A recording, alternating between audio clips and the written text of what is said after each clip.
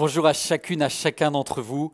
C'est un privilège pour moi de pouvoir vous partager la pensée que Dieu a mise sur mon cœur et je voudrais juste vous dire bravo. Bravo de prendre ce temps avec Dieu. J'ai l'habitude de dire à MLK que celui qui reste chrétien au mois de février tient tout le reste de l'année. Parce qu'en janvier, on avait les bonnes résolutions, on était motivés et puis vient les temps d'hiver, les temps de dépression, les temps où manque de soleil, en tout cas pour tous ceux qui sont en France métropolitaine. Et le mois de février, c'est un mois qui est mauvais. C'est un mois de déprime et c'est un mois de froid.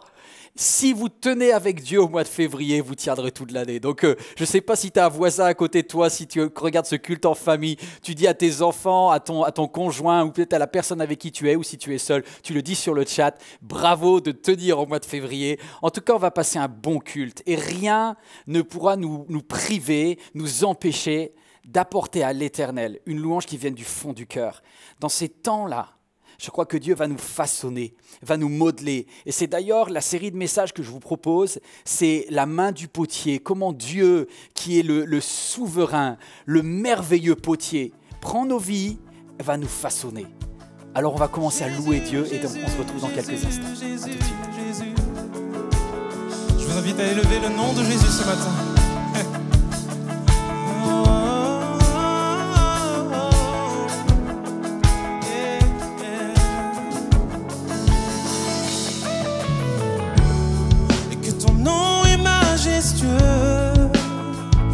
Mon Seigneur, et sur toute la terre.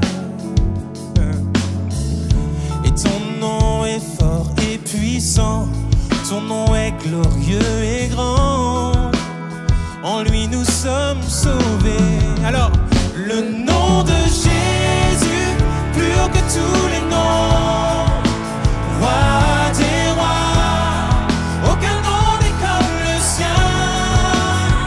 Le nom de Jésus, plus haut que tous les noms, Alpha, Oméga, aucun nom n'est comme le sien. Est-ce que tu le crois ce matin? Hey! Si tu le crois, tu peux danser devant lui, pousser un cri de joie vers lui, car son nom est élevé au-dessus de tout nom. Hey, hey. Ton nom est comme un doux parfum déversé sur mon âme, sur mon âme. Alors écoutez, En ton nom nous surmontons tout, en ton nom nous avons la victoire, car ton nom est tout puissant. Hey! Le nom de Jésus, plus haut que tous les noms, roi des rois, roi des rois, aucun nom chante ce nom. Le nom de Jésus, plus haut que tous les noms, Alpha, Oméga, aucun nom n'est comme le sien. Proclame ce nom, le nom de Jésus, plus haut que tous les noms. Il est le roi des rois, le Seigneur des seigneurs.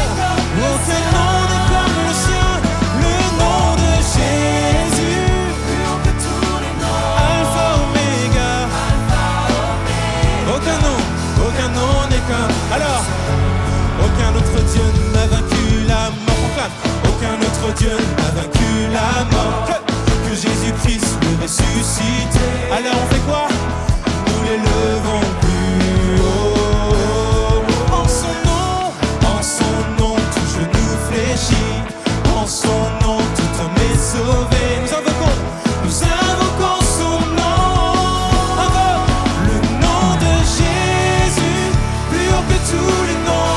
Roi des rois, roi des rois, aucun nom, aucune puissance, aucune dénomination. Le nom de Jésus.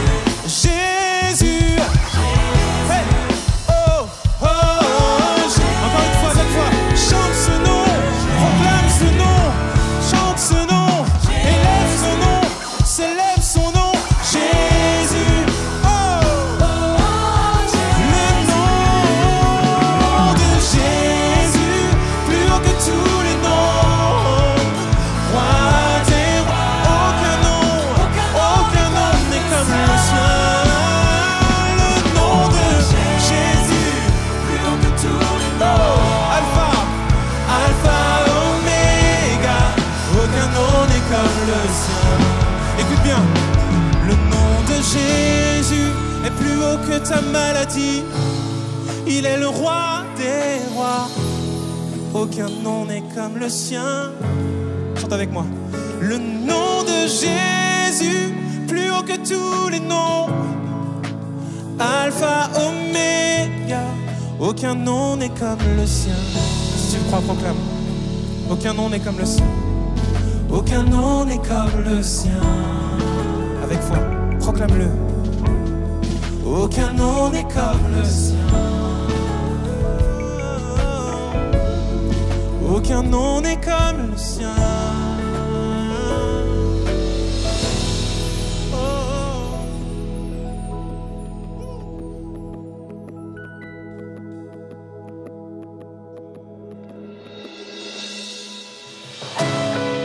Aucun nom n'est comme le tien, Jésus.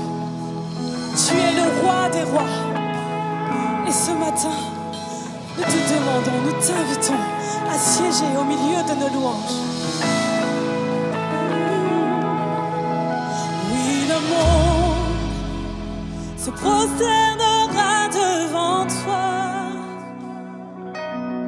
Ils diront que tu es Dieu, tu es moi.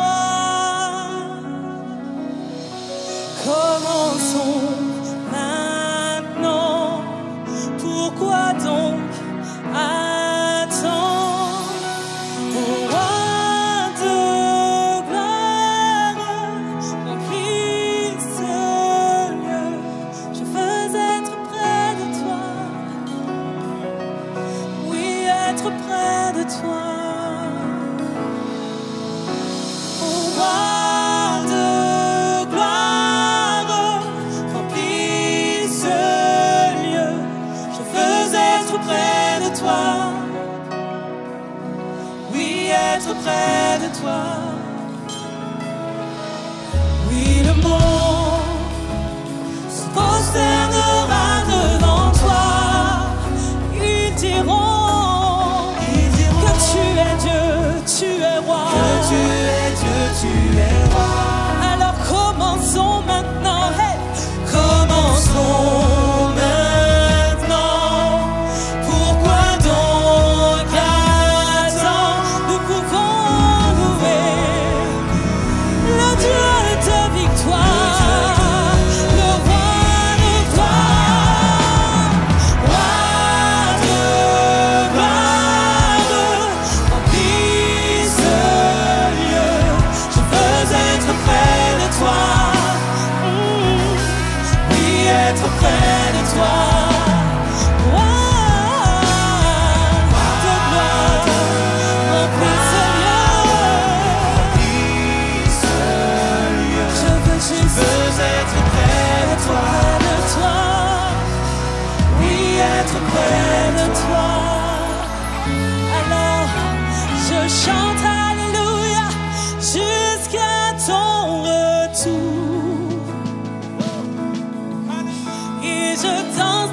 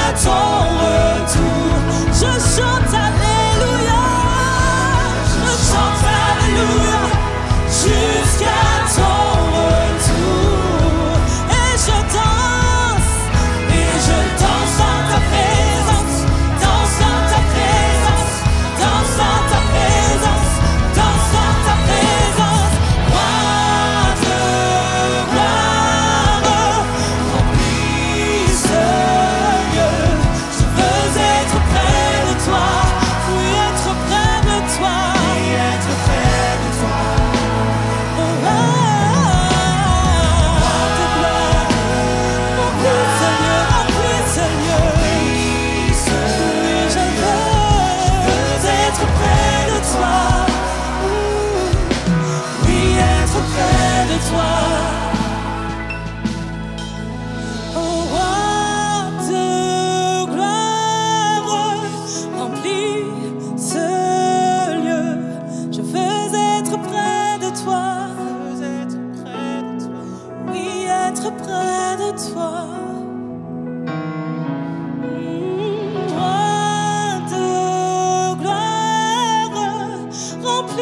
Remplis ce lieu. Je veux être près de toi. Oui, être près de toi. Je veux être près de toi. Oui, être près de toi. Je veux être près de toi. Oui, être près de toi. Alors ensemble, on se retrouve dans le livre de Jérémie. Je n'ai pas l'habitude de prêcher souvent sur le livre de Jérémie, mais il y a un trésor au chapitre 18. Et je voudrais le voir avec vous. Je ne sais pas si vous réalisez, on se trouve dans la maison du potier. J'ai à côté de moi mon ami Christian et on va passer un temps formidable. On va comprendre ce que Dieu nous dit dans ce texte. Alors sans plus tarder, on va lire ensemble le verset 1er. Voici la parole adressée à Jérémie par l'Éternel. Lève-toi et descends à la maison du potier, là je te ferai entendre mes paroles. Je me rendis donc chez le potier qui était en train de travailler sur son tour. Mais le vase d'argile qu'il façonnait ne donnait rien dans sa main. Rien. Alors il a recommencé un autre vase en le faisant comme il lui plaisait. Et voici la parole que l'Éternel m'a adressée. Ne puis-je pas agir avec vous comme ce potier, communauté d'Israël, déclare l'Éternel. Vous êtes dans ma main comme l'argile est dans la main du potier. On relit ensemble. Vous êtes dans ma main comme l'argile est dans la main du potier. Comme l'argile est dans la main du potier. Alors vous voyez, il y a 3 étapes. On ne peut pas devenir un vase d'honneur comme cela. Dieu a des projets pour toi. Dieu a des projets pour ta vie. Il connaît ton nom, il connaît ton prénom. Tu n'es pas une erreur, il savait que tu allais exister. Mais on est fait de poussière. Et pour partir de la poussière que nous sommes en tant qu'être humain, pour arriver jusqu'à un vase d'honneur que Dieu a prévu pour nous, ça prend du temps, ça prend des efforts. Alors, c'est à la fin de notre vie, c'est à la fin de ta vie que l'on pourra faire le bilan. C'est seulement dans ce moment où notre vie va passer par cette étape de feu qui va fixer qui l'on était. Et c'est à la fin de ta vie qu'on pourra juger la qualité de ton vase. Mais laissez-moi peut-être vous dire une chose. Ce que je fais aujourd'hui est différent de ce que je ferai demain. Lorsque tu réalises ton activité, je ne sais pas quel est ton travail, je ne sais pas comment tu occupes ton temps aujourd'hui, mais ce que tu fais aujourd'hui ne détermine pas complètement ce que tu fais demain. Ça a un impact. C'est un impact au niveau de ce que tu es aujourd'hui. Je voudrais que ça s'affiche. Ce que je suis aujourd'hui détermine ce que je serai demain. Et là, on va parler du caractère. Alors, sans plus tarder, on va lire ce verset, le verset 2 qui dit « Lève-toi et descends ». Voici ce que dit Dieu à Jérémie. Il dit « Lève-toi et descends pour aller à la maison du potier. Là, je te ferai entendre mes paroles. » Vous voyez, moi, j'ai toujours cru que Dieu parlait aux prophètes dans le temple. La semaine dernière, on avait travaillé sur comment entendre la voix de Dieu.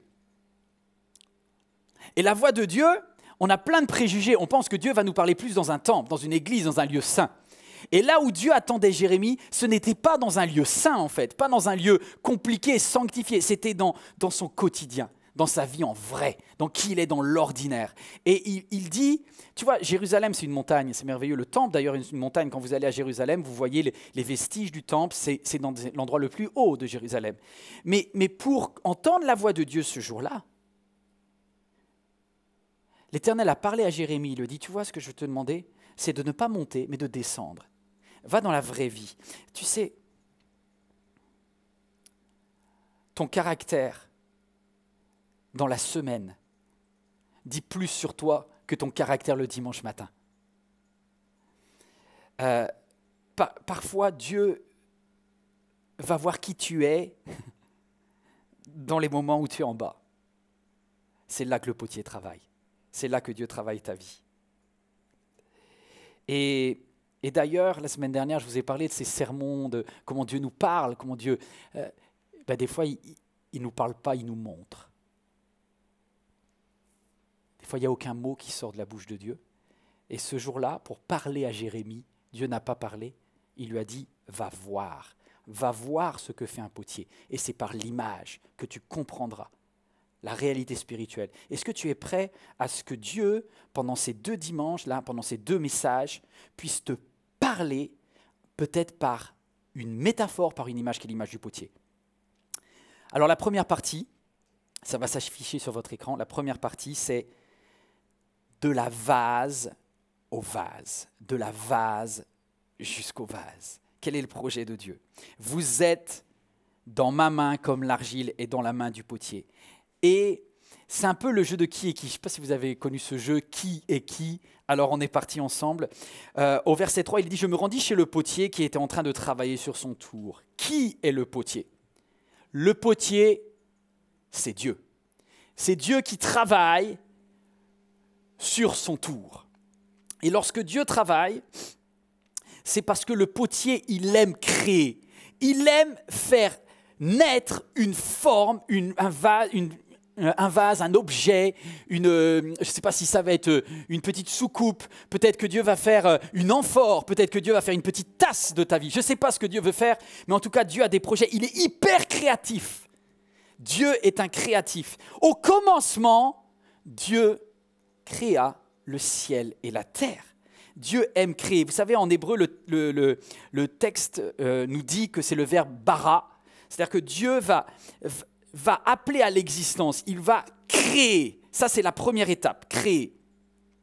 Mais il ne va pas se limiter à créer. Quand il va créer les cieux et la terre, il nous est dit que bien qu'il ait créé le ciel et la terre, l'ensemble était informe et vide. C'est-à-dire que la création n'a pas encore de forme, n'a pas encore de sens et elle est vide. Toi, ça, lorsque tu as été créé, lorsque tu nais, tu as un corps, tu es créé, mais tu n'as pas encore de connexion avec Dieu. Tu n'es pas rempli par Dieu. Tu es encore informe et vide spirituellement. Et je suis en train de vous amener quelque part. Et du coup, il va falloir qu'on aille un petit peu plus loin au chapitre 2 de la Genèse pour voir que Dieu va façonner. Et le deuxième verbe que l'on voit dans la Genèse, après avoir créé, qui est le verbe bara, il y a le verbe façonner, qui est le verbe yatsar en hébreu. Il est écrit « L'Éternel façonna l'homme avec la poussière de la terre ». Il a d'abord créé et on n'est que poussière, et ensuite il va nous façonner pour nous faire prendre une forme spéciale. Dieu crée chaque être humain comme une œuvre d'art. Je ne sais pas si vous aimez qui vous êtes. Je ne sais pas si vous appréciez, si vous avez une bonne image de vous-même, si vous vous aimez physiquement, si vous aimez vos émotions, si vous aimez votre esprit. Et je voudrais te dire que peu importe ce que toi tu penses de toi-même, Dieu t'a écrit quelque chose. Il a inspiré un psalmiste, David, pour dire ces mots sur ta vie. C'est toi qui as formé mes reins, qui m'as tissé dans le ventre de ma mère. Je te loue de ce que je suis, une créature si merveilleuse. Tes œuvres sont admirables et je les reconnais bien.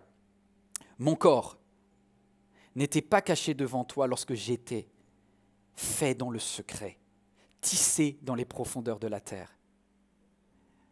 J'aime bien cette phrase de mon ami Samuel Olivier qui dit ceci: quand Dieu veut réaliser son rêve à lui, vous savez ce qu'il fait? Il crée un être humain. Chaque être humain est un rêve de Dieu. Tu n'es pas une erreur. Je m'adresse à toi qui prends la peine de regarder ce message. Dieu prend la peine de te dire quelque chose. Dieu te dit, tu n'es pas une erreur, tu as été façonné par le Créateur. Et quand il t'a fabriqué, lorsqu'il t'a bara, lorsqu'il t'a fait naître à l'existence, il a fait de toi une créature merveilleuse. Il voit un potentiel incroyable. Il a des projets pour toi. Est-ce que tu as déjà reçu une lettre d'amour du Père? Alors je te propose de regarder cette vidéo. Une lettre d'amour du Père écrite pour toi, c'est Psaume 139.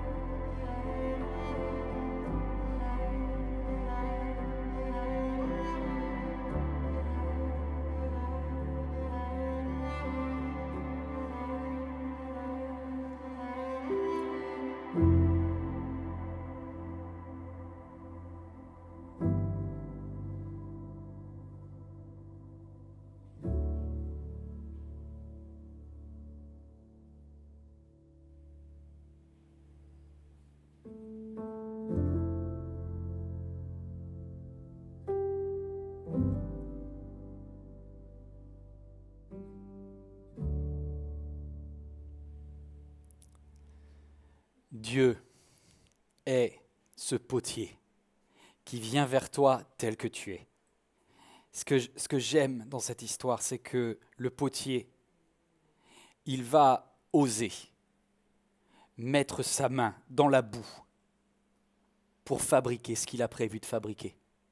Alors qui tu es? Deuxième point. Qui je suis? Qui tu es?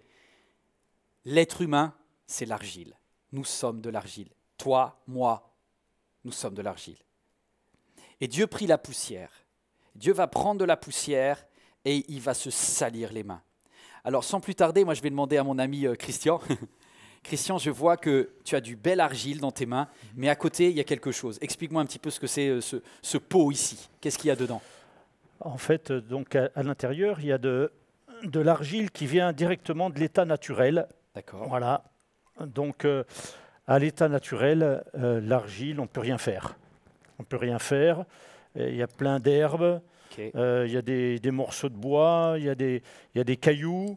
Okay. Donc, c'est impropre à être travaillé, c'est sale, c'est de la vase, ça sent l'odeur de vase.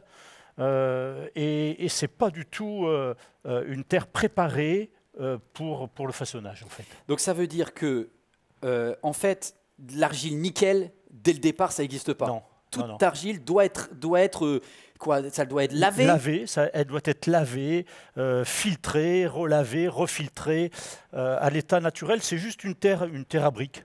Est-ce que toi, ça t'est déjà arrivé d'aller chercher de l'argile naturelle et de la filtrer? Comment tu as fait? Oui, je suis déjà allé au bord d'une falaise en Vendée. J'ai récupéré différentes argiles. Il y avait 3 argiles, jaunes, une rouge, une verte. Et je les ai lavées, je les ai filtrées, je les ai relavées, etc. Tu les as filtrées comment? Explique-moi. Au début, dans du tamis, parce que justement, pour obtenir le maximum de grossièreté, les cailloux, les morceaux de bois, l'herbe. Donc un tamis comme un tamis de maçon. Et puis après, on affine, un tamis beaucoup plus fin. Et j'ai fini avec un linge pour avoir une barbotine, une boue débarrassée de toute impureté, en fait. Voilà. Wow. Quelle leçon spirituelle? Quelle leçon spirituelle nous avons là? Regardez ici. Quelle leçon spirituelle? Dieu n'a pas peur de se salir les mains. Et Dieu est OK de te prendre avec ton odeur de vase. Et je pense à quelqu'un, toi qui regardes ce message, et franchement, ta vie jusqu'à présent, elle sent pas bon. Tu avais des rêves, tu avais des projets quand tu étais petite, quand tu étais petit, qui ne correspondent absolument pas à ce que tu as fait. Peut-être quelqu'un n'aurait jamais pensé que tu pourrais faire autant de mal à quelqu'un que tu aimais. Peut-être que tu n'as pas su aimer un de tes proches. Peut-être que tu avais promis, tu avais fait des vœux que tu n'as pas tenus. Toi qui voulais tellement peut-être rester nickel, pur, tu as fait n'importe quoi avec ton corps. Et aujourd'hui, tu te dis, mais je me sens pas bien, je me sens sale. La bonne nouvelle, c'est que oui, ça s'appelle l'état naturel. Et que quand Dieu vient vers toi, il n'est pas repoussé par ton odeur. Il n'est pas repoussé par ton passé. Et quand Dieu voit cette argile que tu es, avec des cailloux, avec des morceaux de bois à l'intérieur, il n'est pas là en train de se dire « bah, c'est de la boue ». Regardez, vous reconnaissez cette parabole, comment Dieu, lui qui était chic avec sa djellaba dans l'histoire du papa, dans cette parabole des 2 fils, a avancé. Regardez ce message de mon ami Saïd il y a quelques semaines, mais comment le papa n'a pas honte d'aller prendre son fils qui pue, et son fils qui est gêné, qui dit « Mais papa, tu ne peux pas me prendre comme ça. Je voudrais te dire, toi, combien Dieu n'est pas dégoûté par ton odeur, parce que Dieu voit en toi des choses que tu ne vois pas. » Peut-être les autres verront tout ce qui sent mauvais, les autres verront tes brindilles, peut-être même la religion, peut-être même ton église, peut-être même ton pasteur dira « Mais cette personne, elle est nulle, elle est foutue, il y a ça qui pue, il y a ça qui n'est pas bon dans sa vie, elle ne sera jamais filtrée. » Et Dieu dit « Je veux te donner une chance. Mais laisse-moi te laver. Laisse-moi te laver. » Et comme on l'a vu tout à l'heure, le potier va commencer par dire « Est-ce que cette terre acceptera d'être lavée ?» Je crois que la parole de Dieu nous lave. Lavé par une eau pure. Il y a quelque chose de bon. Aujourd'hui, tu es en train je voudrais te dire, on est en train d'assister à un début de lavage de Dieu. Dieu est en train de te laver par ce message. Tu entends ce que Dieu est en train de dire de toi. Il est en train de te dire, laisse-moi enlever ce qui ne va pas. Et il va te tamiser. Et tamiser, tu vois, ça veut dire qu'il va enlever des choses, mais tu vas devoir les laisser derrière. Tu ne vas pas pouvoir garder tout ton passé. Et c'est là où parfois l'argile se rebiffe et dit non. Le lavage déjà, j'ai trouvé ça pénible. Non, je vais te dire une chose. Dieu dit, il y a des choses que je voudrais enlever de toi. Il y a des cailloux. Parce qu'avec ces cailloux, tu te blesses et tu blesseras les autres. Avec ces cailloux, elles exploseront ton vase. Ces cailloux casseront ton vase lorsque viendra l'épreuve de la cuisson. Waouh! Alors, troisième point. Dieu cherche une nature d'argile qui lui plaît. Dieu cherche une nature d'argile qui lui plaît. Psaume 139, verset 16. Pour ça, ça va prendre du temps. Est-ce que quelqu'un peut répéter après moi, ça prend du temps? Dieu ne fait pas un vase en 1 minute. Ça prend du temps pour passer de la vase jusqu'au vase. Et ça va prendre du temps. Et Dieu va façonner quoi? Il va façonner tes jours. Il va façonner tes jours. Psaume 139, verset 16. Je n'étais encore qu'une masse informe, mais tu me voyais. Et dans ton registre se trouvaient déjà inscrits les jours que tu m'avais destinés. Devinez quoi? Quel est le verbe en hébreu pour dire les jours que tu m'avais destinés? C'est yatsar. Les jours que tu m'as façonnés. C'est-à-dire que Dieu façonne tes jours. Ouh! Dieu a un projet depuis ta naissance jusqu'à la tombe et de la tombe jusqu'au ciel pour te façonner. Pour façonner tes jours, pour façonner. Rien n'est écrit. Vous savez, ce qui fait la différence entre un chrétien et un musulman, et je respecte la religion musulmane, c'est que celui qui est croyant dans l'islam, il dit « Inch'Allah », c'est-à-dire si Dieu le veut, on ne peut rien faire. Et moi, je te dis que la Bible nous dit que l'on peut être des co-créateurs avec Dieu du vase qu'il veut faire de notre vie. Non, ce n'est pas toujours écrit d'avance. Dieu, il façonne tes jours et il les façonne avec toi. Et chaque jour est une nouvelle chance. Regardez ce que dit un peu plus loin Jérémie. Il dit « Les bontés de l'Éternel ne sont pas épuisées. Ses compassions ne sont pas à leur fin, ne prennent pas de fin. Elles se renouvellent chaque matin. » Chaque matin est un nouveau jour où tu peux décider en tant qu'argile de dire « je ne resterai pas à un état de vase, mais je vais accepter de passer entre les mains du potier qui va me laver, qui va me laver. Je ne sais pas combien de fois il faudra te laver. Mais vous savez, les disciples à un moment ont dit à Jésus, lorsque Jésus est venu vers eux et il a dit « laissez-moi, Jésus est venu. Et il a dit aux disciples « laissez-moi vous laver les pieds. » Et la plupart, ils ont dit « Non !» C'est Simon-Pierre, il dit « Non, tu ne me laveras pas. » Et Jésus a dit « Si je ne te lave pas, tu n'as pas de part avec moi. Parce que je te respecte énormément en tant que bout, mais moi j'ai besoin, si tu veux qu'on aille un petit peu plus loin, d'une sanctification. Et ce n'est pas toi qui vas l'opérer, la sanctification, c'est Dieu qui le fait. Toi, tu dois juste accepter, mais le process, c'est Dieu qui l'a en main. Il dit, laisse-moi te laver. Et vous savez, après, il y a Pierre qui est... Je me sens tellement proche de Pierre, tellement excessif, tellement impatient. Il dit, si c'est comme ça, alors lave-moi entièrement.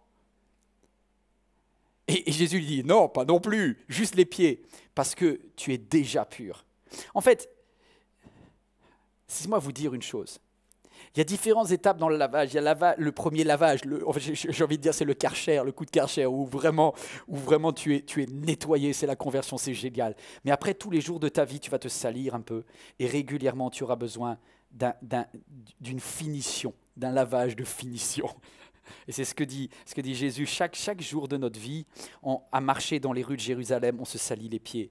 On dit Saint-Esprit, fais ton travail, tu convaincs de péché, de justice et de jugement, tu me nettoies encore. Et il y a le nettoyage initial qui est le plus important, c'est celui qui fait de toi un enfant de Dieu qui était accepté. Et puis il y a un nettoyage journalier, chaque jour avec Dieu. Waouh. On continue. Tu façonnes. Et Et pourquoi il nous lave, pourquoi il nous façonne, pourquoi il nous travaille, pourquoi il rajoute de l'eau. Et j'aimerais bien voir, Christian, des fois, est-ce que ça t'arrive de rajouter de l'eau à de l'argile alors que tu es en cours de création? Ah oui. Qu'est-ce que ça permet, l'eau? Tout le temps, en fait, parce que s'il n'y a pas d'eau, la terre accroche et colle aux mains. Et il faut que ça glisse, il faut que ça aille tout seul, il faut que l'argile, pour être bien travaillée, il faut qu'elle glisse entre mes mains. Sinon, ça s'accroche. Et l'eau, il faut en rajouter de façon permanente, de façon à ce que ça glisse bien et que j'arrive à en faire ce que je veux. Alors là, parlons-en. Là, aujourd'hui, je vois qu'une masse informe. Ouais. C'est une boule. Est-ce que toi, tu as une idée déjà de ce que tu vas faire? Oui. Et c'est marrant parce que moi, tu vois, là, je regarde et puis je pense à tous nos amis. On peut zoomer là. Ils ne voient pas, alors on voit rien. Mais toi, en tant que potier, je sais ce que je vais faire. Qu'est-ce que tu vas faire? Là, je vais faire une sorte de pichet à eau. Et ça aura quelle taille? Ça peut avoir une taille comme ça à peu près. Avec cette terre-là, tu es capable de monter jusqu'ici? Oui. Alléluia. Je peux faire une carafe. En fait, je décide à l'avance de ce que je vais faire. En fonction, si je veux faire une bouteille pour mettre de l'huile d'olive ou si je veux un pichet pour mettre de l'eau ou du vin. Voilà. Est-ce que tu sais, et c'est beau ça, est-ce que tu sais que Dieu, regarde-moi ici, est-ce que tu sais que Dieu a déjà un projet avant que tes jours existent? Il dit, avant même que mes jours aient existé, tu avais déjà prévu ce que le façonnage allait donner. Ce que le façonnage... Oh, j'aime la parole de Dieu. Et il ne va pas seulement façonner tes jours, il va façonner ton caractère. Est-ce que tu vas le laisser toucher ton caractère? Alors, on va lire le verset 4 et 5. Si vous n'aimez pas, ce n'est pas grave. Mais le vase d'argile qu'il façonnait ne donnait rien dans sa main. Alors il a recommencé un autre vase en le faisant comme il lui plaisait, comme il lui semblait bon. Et voici la parole de l'Éternel qui m'a été adressée. Ne puis-je pas agir envers vous comme ce potier, communauté d'Israël, déclare l'Éternel. Vous êtes dans ma main, comme l'argile est dans la main du potier. Dieu te regarde. Il a préparé des choses pour ta vie, il a des projets, mais il regarde comment ton caractère évolue. Et ton caractère est scruté par Dieu. Regardez ensemble, on lit le psaume 139. Il est dit, « Éternel, tu me sondes, tu m'examines et tu me connais. Tu sais quand je m'assieds, tu sais quand je me lève. Tu discernes de loin ma pensée. Tu sais quand je marche, tu sais quand je couche. Et toutes mes voies te sont familières. La parole n'est même pas encore sur ma langue que déjà, Éternel, tu la connais entièrement. Tu m'entoures par derrière, tu m'entoures par devant et tu mets ta main sur moi. » Moi, ça me fait penser à une illustration personnelle. Je voudrais vous présenter quelque chose d'assez intime. C'est mon carnet. Je ne sais pas si quelqu'un fait comme cela, je le dis souvent dans les messages, mais notez les pensées que Dieu vous donne. Et alors, vous voyez que le design n'est pas hyper moderne, parce que ce carnet a maintenant un bon paquet d'années. Je l'ai eu en 1991, j'avais 11 ans, comme ça vous savez, je suis né en 1980. Et je voudrais vous montrer la première parole que Dieu m'a donnée. La première fois que j'ai entendu la main de Dieu, je l'ai écrite sur ce carnet. Et je vais vous dire les circonstances. En fait, c'était dans une église assez simple. Il y avait quelqu'un qui avait un don de prophétie, et je lui rends hommage, c'était Simone. Une femme de Dieu. Et le dimanche, c'est vrai que j'écoutais les messages de Simone, mais jamais j'avais entendu un message qui me concernait moi. Et un jour, elle a dit ceci, « Je t'ai vu quand tu marchais d'un pas décidé dans les bois, près des rivières. J'ai préparé un plan particulier pour toi. » Tu peux même le lire, regarde, ça s'affiche. « Ne force pas la porte. » Alors, mon orthographe est discutable, hein, j'avais 11 ans, pardonnez-moi. « Et garde les yeux sur moi. » Et j'avais écrit à cette époque-là, à 11 ans, je suis en 6e, « Seigneur, comment te louer, toi qui m'as aimé petit, et toi le roi des rois. » Il manque un S, mais c'est pas grave. Mon Dieu, je t'adore. Et ce qui me touche, c'est que vous ne savez pas, mais moi je sais dans quelles circonstances Dieu m'a dit ça. Dieu m'a dit ça parce que, regardez ici, je faisais du scoutisme. Et juste quelques jours avant, c'était pendant l'été, j'avais fait un camp scout où il y avait une bataille, mais digne d'une épopée incroyable. Et en fait, on avait un système de combat, hein, bien sûr pour de faux, hein, on ne se tapait pas en vrai. On utilisait des balles que l'on se jetait. Et je me rappelle qu'il y avait 2 équipes, et à la fin, entre ces 2 équipes, il ne restait plus qu'un Goliath et un mini David. Et le mini David, c'était moi. Moi, j'étais le plus jeune. J'étais le gamin, j'avais 11 ans. J'étais plutôt un petit. Et en face de moi, j'avais un routier. C'est-à-dire que j'avais un gars là qui est un professionnel du tir. Et on était chacun derrière notre arbre. Et moi, j'avais une balle. Et lui, il avait une balle. Et face à ce routier, face à ce gaillard, face à ce gros gars qui en plus était très bon, je tremblais comme une feuille, j'étais derrière mon arbre. Mais jusqu'au bout, je me suis dit, bats-toi. Bats-toi. Et j'avais la niaque et jamais j'aurais abandonné. Et vous savez ce caractère-là de dire, même s'il faut mourir, mais il faudra mourir en héros. Et je me suis battu. S'il y a une chance de gagner le trésor, j'y reste jusqu'au bout. Et avec ce routier, on se regardait. Et il me regardait. Et je me disais, c'est pas fini. Le combat n'est pas fini. Le combat n'est pas fini. J'ai encore une chance. Et il a tiré une balle. Et l'avantage, c'est que quand on a 11 ans et qu'on n'est pas gros, il y a moins de prise au vent. Et il a raté la balle. Et moi, j'ai pas dit comme David, mais là, au nom de le Seigneur des armées et de l'Éternel. Et boum, coup de chance, miracle de Dieu, je sais pas, ou juste c'est la vie. Je l'ai touché. Un instant de gloire. J'avais tous mes copains qui disaient « Oh, il l'a eu, incroyable !» C'était un miracle, vraiment. Et donc, du coup, j'ai embarqué le trésor et il fallait descendre avec un petit canoë. Un petit canoë. Et j'étais seul sur mon canoë à 11 ans et j'étais en train de descendre cette rivière et je pagayais et j'étais en train de chanter Dieu. Moi, ça me touche encore, c'est des choses que j'ai vécues. Et je disais, Seigneur, c'est trop beau la vie avec toi, c'est génial, je me battrai jusqu'au bout dans toutes les épreuves que je devrais vaincre, je tiendrai avec toi. Et je pense que quelques jours après, quand je reçois ce message et qui dit, je t'ai vu dans les bois, je t'ai vu dans la rivière, tac, tac, tac, c'était Dieu qui m'avait localisé, le GPS divin m'avait localisé. Mais vous voyez, ce n'était pas le bois et la rivière qui l'intéressaient, c'était le caractère qu'il voyait. Et à ce moment-là, mes amis, je pense que il y a quelque chose que j'ai marqué pour Dieu et que Dieu a remarqué. C'est que j'avais un tempérament accrocheur. Et Dieu en avait besoin parce que quelques années plus tard, lorsque j'ai eu la grâce, la chance d'implanter l'église ici, en région parisienne, et je suis allé voir un maire, le maire m'avait dit oui, et puis il m'a trompé. Le maire de la ville à côté m'avait dit oui, et puisqu'il y a eu une manifestation du Front National contre l'église ici, qui était l'embryon de l'église MLK, on était une centaine de personnes, j'ai eu le journal Le Monde qui est venu, qui a parlé, mais avec des sous-entendus sur moi. Ça m'a blessé. Et puis le maire nous a trahis, les voisins nous ont mis la misère. Mais on s'est battu. Parce que franchement, je me suis dit, il me reste une balle. Et si c'est pour Dieu, je me battrai. Et Dieu est intéressé par ce genre de caractère. Alors tu vois, je ne sais pas qu'est-ce que tu as envie de faire pour Dieu. Mais c'est dans ton ordinaire que Dieu te regarde.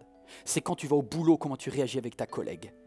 Toi, ça ne sert à rien que tu dises, oui, je veux être un chantre de l'Éternel, je veux faire de la louange pour Dieu. Dieu regarde comment tu parles à ta femme. Tu veux faire des choses pour Dieu, tu veux servir Dieu, tu veux avoir un impact dans ta génération, et bien commence à bien faire les choses que tu fais. Et dans les choses simples de la vie, Dieu regarde ton caractère. Dieu regarde le potier lorsque le potier est en train de faire le vase. Dieu regarde celui qui est l'artiste lorsqu'il est en train de peindre le tableau. Dieu regarde la secrétaire lorsqu'elle est en train de taper sur son ordinateur. Dieu te regarde lorsque tu es en train de parler à tes équipiers si tu es un chef d'équipe. Dieu te regarde la façon dont tu traites tes parents. Dieu te regarde la façon dont tu parles des autres. Dieu te regarde et il dit, ouf, est-ce que c'est un caractère que je pourrais utiliser plus tard? Parce que c'est cela qui détermine. Je vous ai dit, ce que tu fais aujourd'hui n'est pas forcément ce que tu feras demain, mais ce que tu es aujourd'hui. Détermine ce que tu seras demain. Dieu façonne. Je voudrais que ça s'affiche sur votre écran dans les moments d'argile où tu es le plus ordinaire. Dieu regarde si tu donnes le meilleur de toi-même. Waouh! Laissez-moi terminer par cette idée. Dieu façonne ta vie. Dieu façonne ta vie. Et je vais poser une question à Christian. Christian, waouh! J'avais pas vu. Dis donc, t'as bossé là? C'est magnifique. Comment on peut rendre une argile malléable comme ça? Qu'est-ce qu'il faut faire pour que l'argile puisse monter et être malléable? Une fois qu'elle a été lavée, filtrée, bon, souvent maintenant on ajoute des produits pour la rendre plus plastique, mais avant de travailler, avant de commencer, il faut toujours la battre. Attends, j'aime pas trop ce que tu dis. Ouais, je sais, ça fait mal. Tu la tapes d'abord un peu. Je la tape comme ça. Je la tape. Ça va la ramollir, ça va la chauffer, ça va la rendre plus souple, ça va enlever l'air, les bulles d'air qu'il y a dedans. Voilà, il faut la taper comme ça. À un moment, des fois, hop, on la presse comme ça et on la tape. Et l'argile, il faut la préparer pour pouvoir la travailler. On ne la travaille pas comme on a vu à l'état naturel. S'il faut la laver, la filtrer, ensuite il faut la malaxer, il faut la pétrir, il faut la frapper, de façon à ce que enfin elle soit dire ok, qui c'est le patron, quoi. Ouais, c'est ça. Est-ce que des fois ça arrive d'avoir une argile? Est-ce que ça t'est déjà arrivé d'avoir une argile que tu n'as pas réussi à travailler?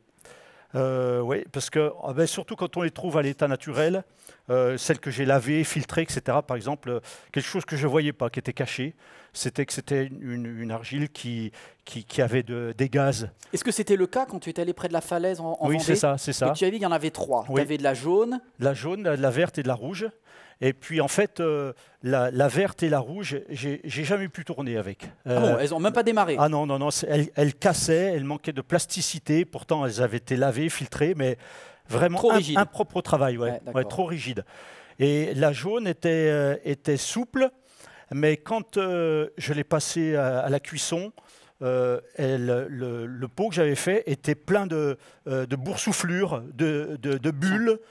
Parce qu'elle était pleine de gaz, en fait, hein, des choses cachées qu'on ne voit pas. Il n'y avait plus de cailloux, il n'y avait plus d'herbe, mais il y avait quand même des gaz à l'intérieur de cette argile qui faisait que la cuisson, en fait, le feu a révélé que dans cette argile, il y avait plein de gaz, en fait. Hein. Wow. Ouais. Wow. 2 n'ont pas démarré. Ouais. Et une a explosé. Mais celle-ci, elle marche, elle fonctionne. Voilà, celle-là, elle est vraiment propre. Parce qu'elle est malléable, parce qu'elle se laisse... fine. Voilà. Ouais. Wow. Et en fait, il faut vraiment que, il faut que je puisse en faire ce que je veux, en fait. C'est ça, quoi. Et là, il faut bien la préparer, il faut la taper, il faut enlever l'air avant de la mettre sur le tour, quoi. Ouais. Wow. Est-ce que ça te parle? Est-ce que ça te parle? À quoi tu ressembles? Quel type d'argile tu es? Quel type d'argile tu es? Vous savez, pour conclure, je voudrais vous dire qu'on est tous créés. On est tous comme cette poussière qui a été créée. À la base, on est tous de la boue. Bara, on l'a vu. Au commencement, Dieu créa. Dieu créa Yvan, Dieu créa Christian et Dieu te créa. Et Dieu créa chacune des personnes. Mais seulement certaines personnes d'entre nous accepteront d'être façonnés, d'être pétris par Dieu, d'être malaxés par Dieu. Et de dire, en fait, c'est pas moi le boss, c'est toi le boss. C'est toi le patron. Et il y a un jour où tu vas dire, tu es pas seulement mon sauveur, tu es mon Seigneur. Tu es pas seulement celui qui m'aime, la lettre d'amour du Père, je la reçois. Mais je choisis à mon tour de plier le genou. Ah, ça va te demander d'être souple, ça. De plier le genou et de dire, Père, j'accepte ton leadership, j'accepte ton autorité dans ma vie, j'accepte de t'appeler aussi Seigneur et viens me transformer, viens me façonner. Alors, ma question, alors qu'on va se quitter, pour cette première partie, Dieu t'a d'abord créé, mais te laisseras-tu façonner? Sans lui, ma vie, ta vie, sera informe et vide. On a besoin d'un yatsar de Dieu, du fait que Dieu vienne nous bénir. Tu sais ce que Dieu voit dans ta vie? On regarde ensemble Éphésiens. Regardez ce que Dieu dit dans Éphésiens. Voilà ce qu'il dit de toi. Il dit, car ce que nous sommes son ouvrage. Nous sommes travaillés par Dieu. En Jésus-Christ, Dieu a préparé des bonnes œuvres qu'il a préparées d'avance afin que nous les accomplissions, afin que nous les pratiquions. Dieu a prévu quelque chose. Si seulement si seulement tu laissais Dieu te travailler, alors les projets qu'il a formés sur ta vie se réaliseront. Et le vase d'honneur, on verra ça la semaine prochaine, et le vase d'honneur va apparaître. Mais laisse Dieu, si seulement tu savais, c'est ma dernière chose que je te dis, si seulement tu savais, bien avant que tu aies poussé ton premier cri, l'Éternel savait ce qu'il voulait faire de ta vie. Bien avant, il t'aime, il t'aime, il t'aime. Alléluia. Bien avant le chant qui créa l'univers, bien avant l'esprit qui planait sur la terre, bien avant que tu me formes de la poussière, tu rêvais du jour où tu pourrais m'aimer. Bien avant les premiers battements de mon cœur, bien avant que je m'éveille à ta douceur, bien avant mes doutes, mes joies et mes douleurs, tu rêvais du jour où je pourrais t'aimer. Tu rêvais du jour où je pourrais t'aimer. Abba Père, je suis à toi. Abba Père, je suis à toi. Abba Père, je suis à toi. Abba Père, je suis à toi. Abba Père, je suis émerveillé, saisi par l'immensité de ton amour pour moi. Abba Père, si grande est ta tendresse, ton cœur est grand ouvert et je viens plonger dans tes bras. Abba Père, je suis émerveillé, saisi par l'immensité de ton amour pour moi. Abba Père, si grande est ta tendresse, ton cœur est grand ouvert et je viens plonger dans tes bras. Abba Père, je suis à toi. Abba Père, je suis à toi. Abba Père, je suis à toi. Abba Père, je suis à toi. Alors merci d'être resté fidèle et c'est une joie pour moi de vous accueillir pour le MLK+. On va pouvoir approfondir ce qu'on vient de voir précédemment. Et pour ça, j'ai deux invités. Je remercie Christian, merci d'être là. Avec plaisir. Et Samuel, merci d'être là. Tous les deux, vous avez un talent assez incroyable et j'aimerais comprendre un petit peu votre histoire de vie. Alors Christian, je vais commencer par toi. Je ne sais pas comment te présenter tellement tu as de casquettes parce que tu es pasteur, mais tu es aussi un artiste, un potier et tu es aussi quelqu'un qui est directeur d'une structure. Et j'ai essayé de trouver un fil rouge à ta vie et j'ai l'impression que tu es quelqu'un qui aime façonner et embellir les vies. Ouais. Alors dis-moi, tu as commencé avec les beaux-arts. Oui, mais en fait, quand j'ai fait les beaux-arts, en fait, c'est que à 16 ans, je ne voulais plus aller à l'école. Hein, je ne voulais pas aller au lycée. Et j'ai eu cette idée folle de dire je veux être potier. Wow. Alors les profs, ils se sont dit mais c'est pas un métier ça. Donc mais je dis oui mais c'est ce que je veux faire. Moi je veux pas aller en seconde, terminale, ça me dit rien. Je veux travailler, je veux faire des formes. Ok, j'ai fait un CAP de potier tourneur pendant 2 ans, mais après je n'avais pas assez de connaissances, tu vois, dans le métier. Et je me dis il faut que je fasse une école quoi. Donc en fait je suis parti à l'école des Beaux-Arts à Bourges. J'ai fait 5 ans à l'école des Beaux-Arts, 2 ans de culture générale, histoire de l'art, etc. Yes. Et 3 ans de spécialité céramique. Voilà. Super. Et quelques temps après, j'ai eu un emploi de prof de céramique pour adultes dans une école d'art. Et c'était où? C'était dans le Berry, c'est un petit village, une petite ville, Saint-Amand-Montrond. Super. Voilà. Et puis en même temps, j'ai fait une formation d'éducateur parce qu'en fait, les circonstances ont fait que dans un institut médico-éducatif, et on cherchait un éducateur. Mais on voulait un éducateur vraiment formé en poterie parce qu'ils avaient déjà investi dans du matériel, le tour, le four, etc. Donc tu es passé de la technique progressivement à mi-technique, mi-humain. C'est Voilà. ça? Déjà, j'avais une approche avec des jeunes handicapés. Waouh. J'ai travaillé dans un institut médico-éducatif et professionnel avec des jeunes de 16 à 20 ans. Où donc je leur ai appris à travailler la terre, on travaillait en lien avec des ergothérapeutes. Et puis j'ai fait une formation d'éducateur spécialisé dans cette IME, avant de faire une formation pastorale, etc. Mais en fait, le rêve que j'avais lorsque j'étais enfant d'être potier, ça ne s'est jamais fait. Mais l'argile, c'est le fil rouge de toute ma vie.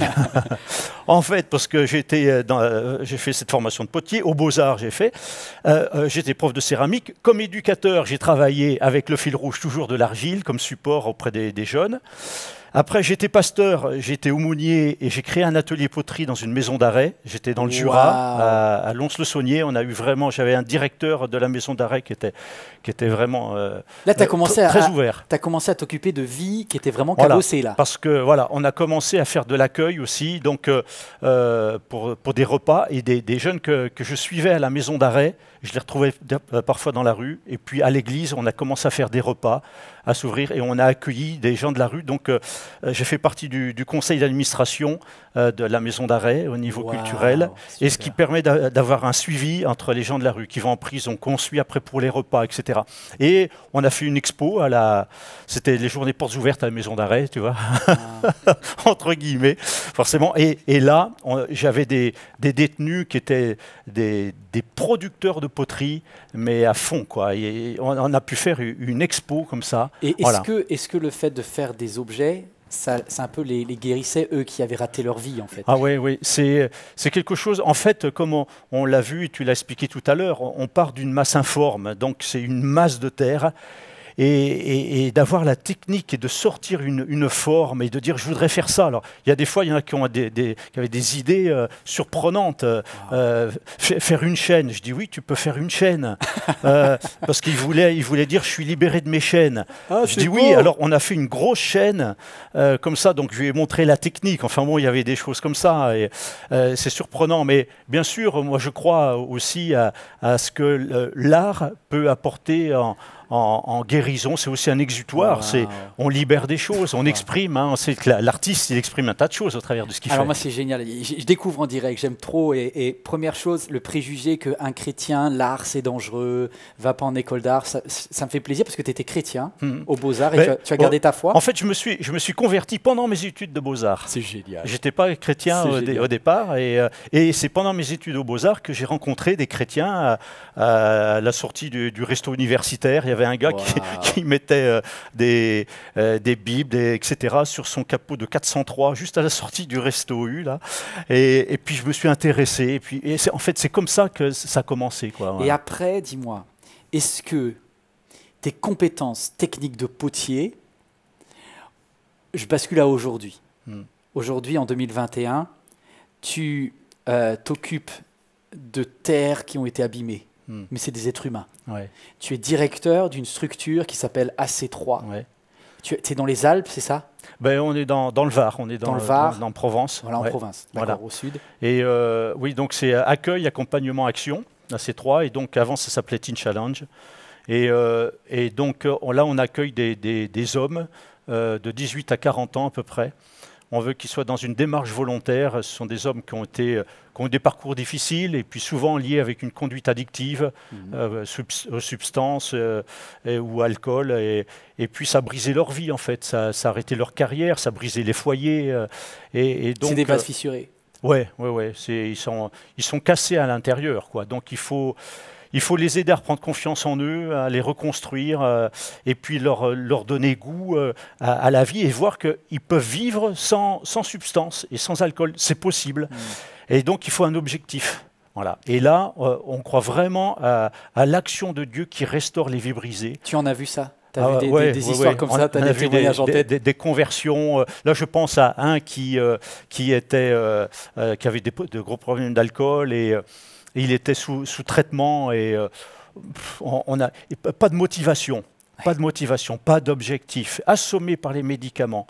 Et puis, il venait au temps de partage. On a des temps de partage chaque matin, autant que faire se peut. Et puis il était intéressé. Puis, il mettait des musiques chrétiennes, etc.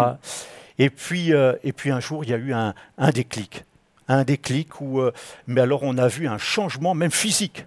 Wow. Sur son visage, une joie de vivre, quelque chose de formidable. Et puis on a été dans son église, c'était en Savoie ou Haute-Savoie. On s'est tous déplacés pour son baptême. Wow. Et on a vu un homme changé, transformé. Voilà. On a vu des gens voilà, qui s'en sont sortis, d'autres non. Voilà. Il y a aussi il y a toujours le choix de l'individu. Ouais. Voilà, c'est ça, quoi. Hein. C'est soit on résiste à Dieu. Il y a un moment où on voit quand les jeunes doivent accepter le salut, la grâce, l'amour de Dieu, que s'ils ne le font pas, ils retardent à leur égard toute cette grâce de Dieu et cet amour de Dieu, parce qu'ils se ferment, ils s'endurcissent. Et on sait bien que là, c'est à l'endroit où on est aux collines, pour eux, moi je leur dis, vous êtes un carrefour. Voilà, c'est le moment pour rebondir. Amen. Et en fait, ceux qui acceptent Christ, on voit les changements. On a accueilli un garçon qui a 4 ou 5 ans de rue. Il est venu, il ne connaissait rien à l'évangile. Il est venu en visite avec un infirmier du XAPA, du Centre de soins en addictologie. Et quand il est venu, il s'est assis. Et puis il a dit, c'est ici qu'il faut que je vienne. Wow.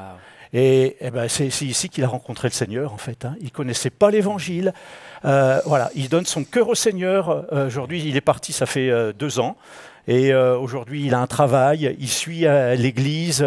Voilà, il doit se faire baptiser. Enfin, bon, c'est possible. Ah oui, c'est possible de reconstruire les vies avec Dieu, ça, c'est clair. Alors, on va prendre grâce infinie avec Samuel, si tu peux juste, on va prendre la Sainte Seine. Mais c'est pour toi. Écoute. Écoute, c'est pas foutu. Voilà.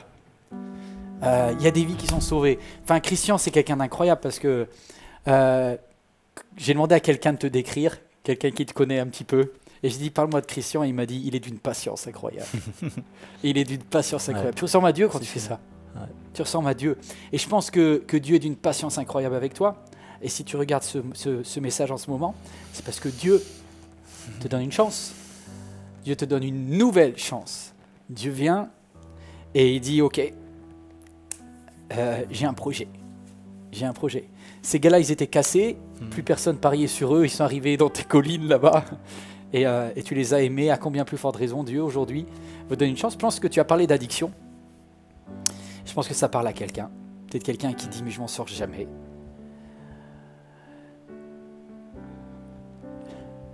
Je sais une chose, c'est que Dieu sait combien on est fait debout et combien on a tendance à coller et à se laisser envahir par toutes ces saletés.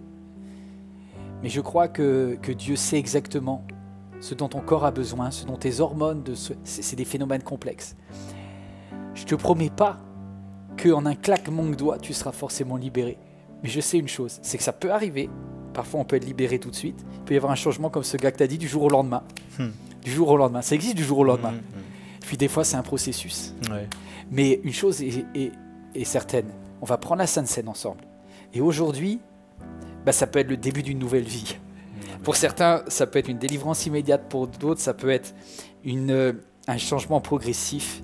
Mais encore une fois, je pense qu'il y a des gars, ils s'en sortent en quelques jours. Il y en a d'autres, il faut 1 année, 2 années. Oh, même plus, ouais. Et puis, il y en a que c'est une reconstruction qui peut durer toute la vie, en fait. Hein. Ouais. En fait, le façonnage, l'œuvre de Dieu, c'est pas une œuvre qui commence un jour et qui se finit. C'est continuel, l'œuvre de Dieu, jusqu'à ce qu'on soit avec lui, qu'on soit transformé, on soit rendu à sa ressemblance. Mais toute notre vie, on doit pouvoir rester ce vase d'honneur tout en étant souple, malléable, encore façonnable, enseignable. Quoi. Prenez la Sainte Seine, allez chercher un morceau de pain, allez prendre du jus de raisin, du vin, je ne sais pas ce que vous avez, et vous prenez avec moi, avec Christian. On veut vous dire une bonne nouvelle. Ouais. C'est que Dieu n'a pas peur de se salir les mains. Amen. Et il est prêt à travailler avec toi. Il est prêt à travailler. Merci Père pour le don de Jésus-Christ à la croix. Merci parce qu'il a accepté de venir dans une étable, tu vois, juste dans un endroit sale, un endroit que les êtres humains n'osent même pas naître là-dedans. Mais toi, tu nous aimais et tu es venu prendre notre boue, notre péché. Tu es venu pour nous changer, pour nous transformer, pour nous laver. Alors aujourd'hui, en cet instant, alors que je prends la Sainte Seine, je confesse que ton corps a été brisé à la croix, que ton sang a coulé pour la personne qui regarde ça en cet instant. Viens la laver, alléluia, le nettoyer, le tamiser, me tamiser. Au nom de Jésus, amen. Amen, amen, ouais. Merci. J'ai été brisé, vide et sans espoir. Ta grâce m'a trouvé, m'a restauré. À moi, mais tel que je suis, tu me libères, tu me libères. Grâce infinie de notre Dieu qui un jour m'a sauvé. J'allais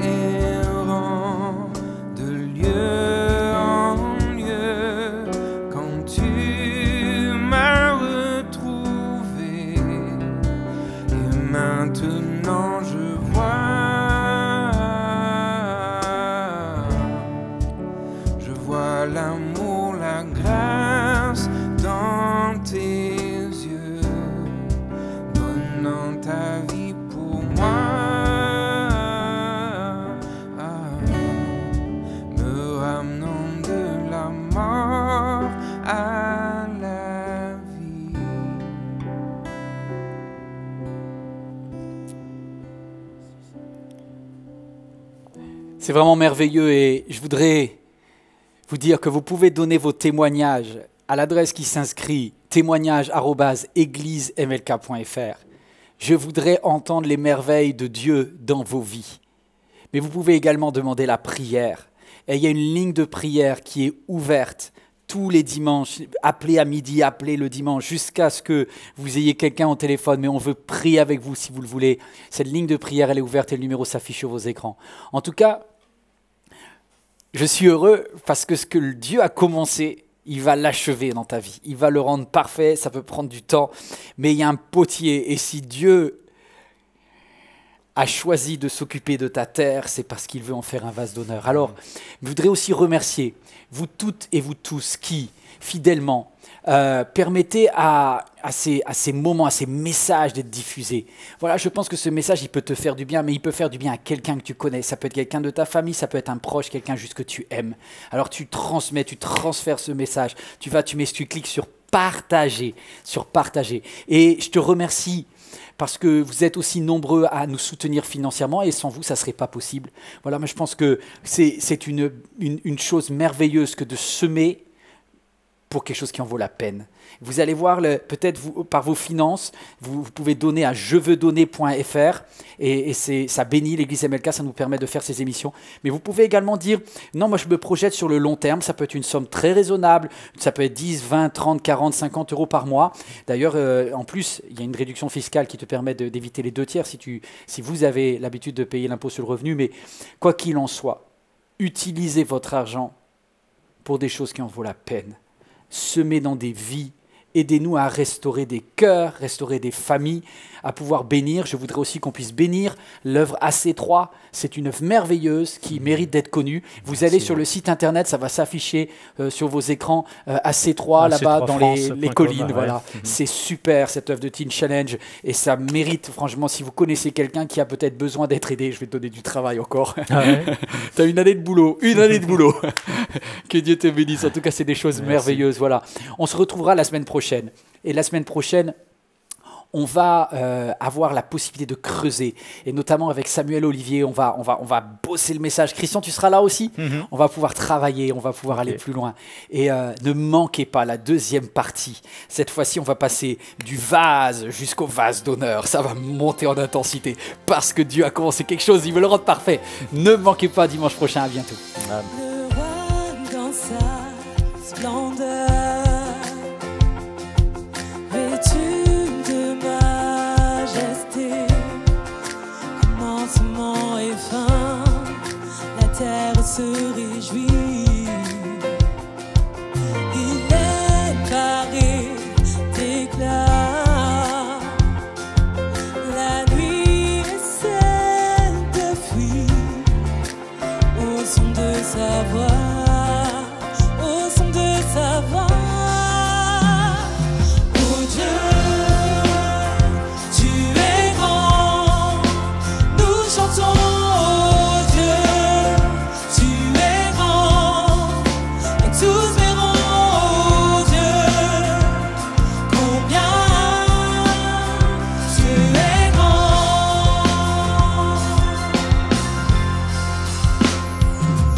Car d'âge en âge, il règne. Les temps sont dans sa main, car il est le commencement et fin. Commencement et fin.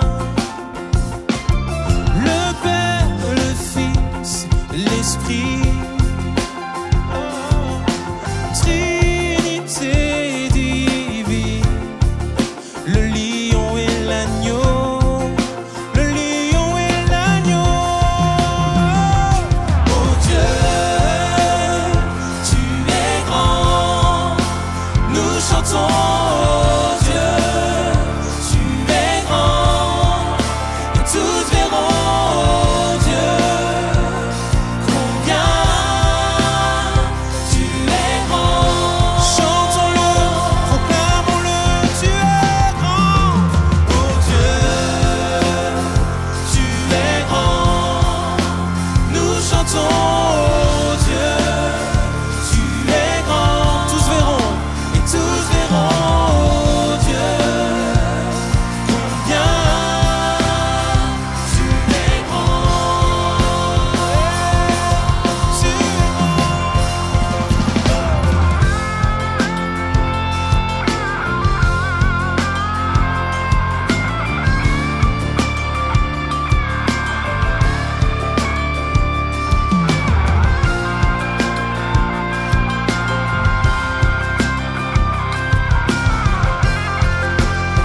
Chantons le plus grand, oui le plus grand, hey! Le plus grand des noms, digne de louange. Mon cœur s'écrie, oh Dieu, tu es grand. Oh Dieu, tu es grand. Oh Dieu, tu es grand, nous chantons. Oh Dieu, tu es grand, et tous verront. Oh Dieu, combien tu es grand.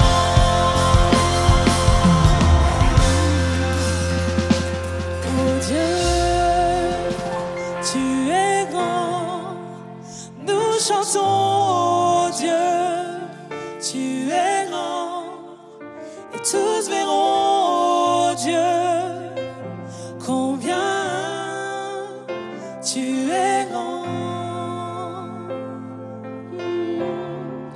Et tous verront. Oh Dieu, combien tu es grand.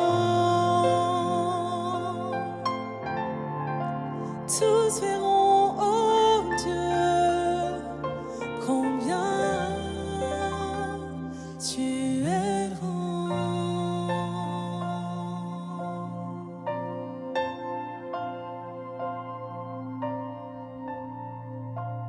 Cette vidéo t'a parlé?